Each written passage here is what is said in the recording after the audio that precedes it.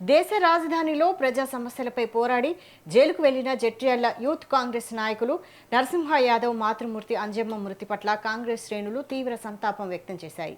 జడ్చర్లలోని వారి నివాసంలో అంజమ్మ చిత్రపటానికి యూత్ కాంగ్రెస్ జాతీయ ఇన్ఛార్జ్ మనీష్ శర్మ, డీసీసీ అధ్యక్షుడు సందీప్ ముదిరాజ్, ఇతర ముఖ్య నేతలు నివాళులర్పించారు.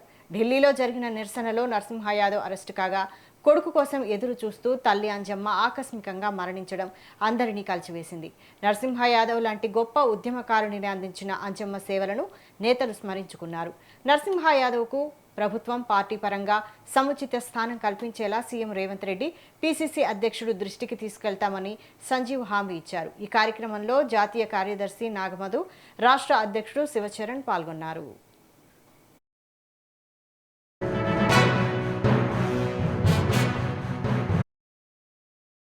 ఇలా కౌరంపేటకు చెందిన నరసింహ నేషనల్ యూత్ కాంగ్రెస్లో పనిచేస్తున్నాడు. వారి అమ్మగారు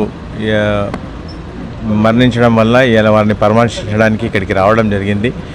ఈ సందర్భంగా వారిని పరామర్శించడానికి నేషనల్ యూత్ ప్రెసిడెంట్ అయిన మనీష్ శర్మ గారు, అదేవిధంగా యూత్ కాంగ్రెస్ అధ్యక్షుడు శివచరణ్ రెడ్డి గారు, అదేవిధంగా నేషనల్ కాంగ్రెస్ లీడర్స్ అందరు కూడా ఇక్కడికి రావడం జరిగింది. ముఖ్యంగా వారి అమ్మగారు మంచి ఆరోగ్యంతో ఉండే. మొన్న జరిగిన సమ్మిట్లో, మొన్న ఇంటర్నేషనల్ ఆర్టిఫిషియల్ సమ్మిట్లో జరిగిన సమ్మిట్లో మన మోదీ గారు వారు చేస్తున్న ఆర్టిఫిషియల్ ఇంటెలిజెన్స్ గురించి వారు చేస్తున్న సమ్మిట్లో మన దేశానికి నష్టం జరుగుతుందని చెప్పి మొత్తం నేషనల్ యూత్ టీం అంతా కూడా అర్ధనగన ప్రదక్షిణ చేయడం వల్ల వారిని అరెస్ట్ చేయడం జరిగింది. వారిని అరెస్ట్ చేసిన తర్వాత కండిషనల్ బెయిల్ రావడం జరిగింది. వారి అమ్మగారైన నరసింహ గారి అమ్మగారైన వారు అరెస్ట్ అయిన సందర్భంగా చాలా దిగులు చెంది, నరసింహకు బెయిల్ దొరికినా కూడా అక్కడి నుంచి ఇక్కడికి రాలేకపోయాడు. అది కండిషనల్ బెయిల్ మీద వారిని రిలీజ్ చేసినారు. కాబట్టి ఢిల్లీ ఇవ్వద్దు అని చెప్పి ఆ కండిషనల్ బెయిల్ ఇవ్వడం జరిగింది. ఇలా